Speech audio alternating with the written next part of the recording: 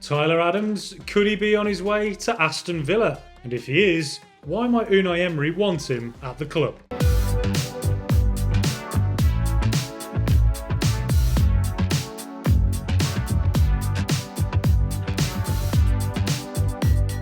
Welcome to All Villa, No Filler. Please like and subscribe if you love the mighty Villa.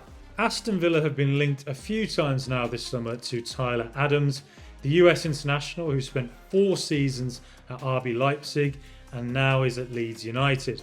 He spent 1 season at Leeds, a season in which they were, unfortunately for them, relegated. But in June it was reported by the Athletic that Aston Villa were looking at Tyler Adams, and now over a month later Mail Online are reporting the same thing. They have said that Aston Villa are awaiting an answer from Tyler Adams as he considers his options, with Unai Emery's side willing to trigger his £25 million release clause as Chelsea wait in the wings. Aston Villa, of course, have a very strong midfield at the moment. When you think of the new signing Yuri Tielemans, just adding to the depth of the likes of Douglas Luiz, John McGinn, Boubacar Kamara, Leander Dendoncker and even Timo Ropenham, who likely will go on loan this season. So why would Villa potentially want Tyler Adams? So to find out more about Tyler Adams, I thought I would speak to a Leeds United fan who actually watched him week in and week out. So I caught up with Jack Douglas, who aside from being a Leeds United fan, is also a sports journalist who's written for Breaking the Lines, which is a brilliant football blog that we should all check out.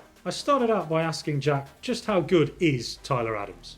He's very good if what you're looking for is sort of a combative, hard-working midfielder that's going to win you the ball. Where he does struggle is then when he's won the ball, when he's on the ball himself, passing. That's not particularly his game.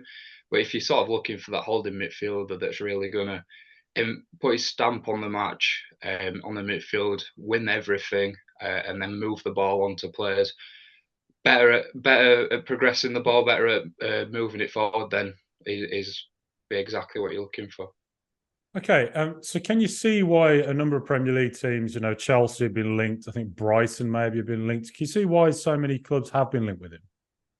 Yeah, definitely. So I guess it would be tough to sort of really gauge just how good he is from his performances at Leeds last season. He was playing in a system that, in all fairness, did not suit any of our players. Um, he would win the ball, but because of the nature of Jesse Marsh's chaotic system, we would win the ball every 5 seconds, and then within 5 seconds we've lost it, and we need to chase them down in packs again. So a really narrow system didn't suit him. He'd get the ball, and then he'd have no one really to get the ball onto. He'd have Mark Rocker 2 yards away, who would then lose it himself. So from that point of view, it is difficult maybe to really see how good he is. But if in terms of winning the ball, put his authority on the match, you can definitely understand why. I think Chelsea, I saw, were the last team to be linked with him, and you can understand why if they do fail with the move for Caicedo, or from a Brighton point of view, if they do lose Caicedo, you can see how he would really fit that mould of sort of player, really. Yeah, I mean, you mentioned that on the ball he's not been great for Leeds. Do you think maybe, you just mentioned the system there, do you think it maybe was linked to that? Possibly because, like I say, the system didn't really suit any of our players. But he on the ball where he does struggle. But if you look at sort of the England versus America game in the World Cup, where America really did impress in the midfield, he with the legs that won the ball, and then he had the likes of Yunus Musa next to him, who was the one carrying it forward, who was the one passing it forward to players like Pulisic, things like that. So in a system, so Villa, for instance, if he was next to someone with the ability of, say, Yuri Tielemans, or had Jacob Ramsey in front of him, you could really see sort of Adams' job would be, first and foremost, win the ball, then play the simple pass, get it to the players with more technical ability, more nous, if you like, going forward. And it really would fit in and work perfectly well, yeah. Okay, and he got injured in March and missed the rest of the season for Leeds. How big a part did that play in Leeds going down, do you think? A massive part, because as well, sort of in that time, it was sort of turmoil off the field as well. We had managers. Jesse Marsh lost his job. Javi Gracia came in for a short while, and then we all know how it went with Big Sam. So it is difficult to really say. Really, we had Weston McKennie coming from Juventus, who let's just say didn't impress and didn't sort of fill the gap that we needed. Um, Mark Rocker really struggled throughout his season at Leeds. You could see he was good on the ball, but apart from that, he was a bit of a luxury player, really. So a lot of the times when Adams did play, it was kind of a one-man midfield because Rocker would just be a passenger anyway. So we definitely missed him if he'd have been next to part of an established midfield. But Leeds had struggled with having that established midfield for a few seasons now. Yeah, and so with Villa being linked to them, Villa actually for years we were complaining about Villa's centre midfield has been a bit of a weak spot. Now it seems to be probably our strongest area. Really, you've got Tielemans, Boubacar Kamara, Douglas Luiz, Timo Robenham coming through the youth team, Ramsey, McGinn. It's very strong. So signing Adams seems a bit. It doesn't immediately strike you as an area Villa needs to improve, but at the same time, we don't really. I guess if Kamara got injured, there wouldn't be a really natural CDM to go in there. I don't think Tielemans really is that player. But I guess with Adams as well, can he also cover at fullback? I noticed there's been a lot of chat about potentially, moving over and playing in a back right if ever Cash wasn't there or anything. So has he shown any of that kind of versatility? Not for Leeds because we were that sort of light in central midfield numbers last year. Now I'm aware that he has filled in right back his time in Germany with Leipzig.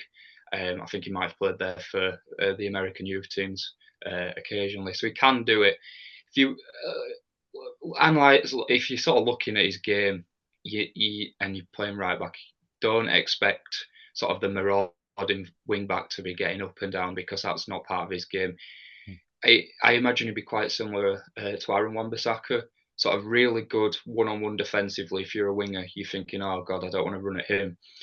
But going forward, this would be where he's very different to Cash, because Cash really likes to get forward, bombing up and down that wing because he's a former winger himself. Adams, although he's quick, he's very good defensively. Going forward, he's passing like we've mentioned before. I'm not sure that would be his game really, but I think sort of you went through the Villa midfielders earlier. Obviously with European competition this year and hoping to bridge that gap, as I'm sure you are, to the sort of established big six, if you like, and Newcastle. It's just strength in depth that a lot of Premier League clubs have a very good starting 11 and then that's it. So Adams would certainly offer strength in depth to, like you say, if one of the midfielders did get injured or he could potentially slot in. It might be interesting to see if he could play sort of as a wide centre half in a back three because although he's not the tallest, he's very good defensively, like I say. Because that is interesting because Villa are, when they're in possession in pre-season, have been changed their tactic where we are playing a back three essentially and the fullbacks bombing on. So I feel like he could probably cover those defensive positions if they're playing high and also maybe a couple of centre midfield roles. But also you sort of think he was quite, as a tackler, that sounds like his best attribute, breaking up play, disruptor. Was he quite fast onto the opposition? Did you tend to see that, like, as soon as the opposition got it, Todd Adams tended to get there and make life hard for them? Yeah, I think as well part of his game was anticipation. Sort of, there'd be times where they would get the ball and within a few seconds he's on them, or there'd be times where he's immediately on them. So he's anticipated, he's read how the game's going, and he's come straight in with a crunching tackle. So it's a bit of both, really. He's on it, but he also reads the game really well. Okay, so if you were to sort of sum it up, then if Villa were to sign him, or let's say Chelsea, or whoever, what player are they getting? Do you think? A player that keeps it ticking, a player that's never going to set the world alight, but is the sort of player that every team needs. You look at all the good teams over the years. You look at one of Man City's best players last year was Rodri, and although Rodri is far better going forward, he's just always there, keeps it ticking, keeps things. Make sure marshalling the midfield, really breaking play up. All teams need a player like that, and then it's down to the other creative players that you've got to really put their sort of creative stamp on the game. He's the one that's going to start all your attacks. He'll win the ball. He'll give it to someone better than him, and then you take it from there. Okay, and also, it's worth mentioning the injury. I gather he's still out from that hamstring injury he got. Yeah, so it appeared to be a bit of a worse tear than they'd thought. So likelihood that he's going to be out till probably September at least. So possibly after the window closes, but um, with sort of the strength in depth that you mentioned, whether they would want to go and exercise that option and sign him whilst he's still injured because they've got that depth is, I guess, would be up to you guys. Okay, well, Jack, it's been great to chat to you. If people want to find your work online, where can they find you? Just a follow on Twitter. Really, we write for Breaking the Lines, a few other pages too. So it's just at J Douglas Sport. So that was my chat with Jack Douglas. I think I learned a lot there about Tyler Adams. Give Jack a follow on Twitter if you're on there. And as I said before, please like and subscribe to this podcast. Plenty more content to come, particularly in the next week as we build up towards Newcastle United and Aston Villa's big start to the season. But until then, come on, Super Aston Villa.